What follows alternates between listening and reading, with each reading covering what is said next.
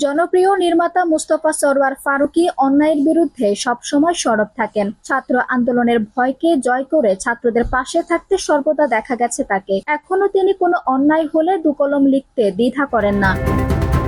সম্প্রতি ঢাকা বিশ্ববিদ্যালয় ও জাহাঙ্গীরনগর বিশ্ববিদ্যালয়ের দুজনকে নিয়ে সামাজিক যোগাযোগ মাধ্যম ফেসবুকে ফারুকী লিখেছেন, তুমি যদি স্বাধীনতার মর্ম না বোঝো তাহলে তুমি স্বাধীনতার স্বাদ হারাবে। আব্বার কাছে শুনতাম, দেশ স্বাধীন হওয়ার পর অনেকের মধ্যেই জোশ চলে আসছিল। সে নিজে অভিযোগকারী, নিজেই বিচারক, নিজেই এক্সিকিউশনার। হাতে অস্ত্র আছে অথবা আছে মরণের শক্তি, সুতরাং মরো, মেরে ফেলো। ফল কি হয়েছিল আমরা জানি।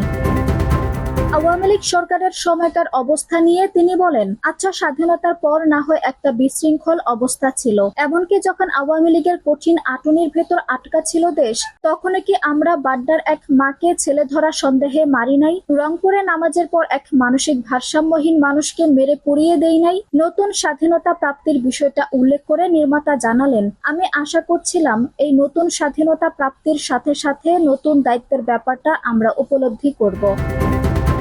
আমাদের দিলে রহম জিনিসটা আসবে। 100 জন মববাজি করতে আসলে 2 জন হলেও রুখে দাঁড়াবে। ঢাকা আর জাহাঙ্গীরনগরে কি এরকম 4 জন ছাত্র ছিল না রুখে দাঁড়ানোর? এটা লজ্জার, বেদনার। সবাই দায়িত্ব নিয়েই চলেন, মববাজি বন্ধ করেন। ফ্যাসিবাদীদের ফাও আলোচনার বিষয় উপহার দেয়া থেকে বিরত থাকেন প্লিজ। আলোচনাটা থাকতে দেন রিফর্মে, ফ্যাসিবাদের বিচারে।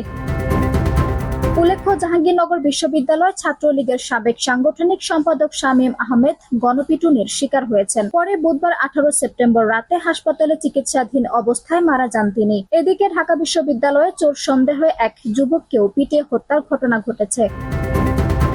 আঞ্জুম হক আরবি, টাইম নিউজ ডেস্ক।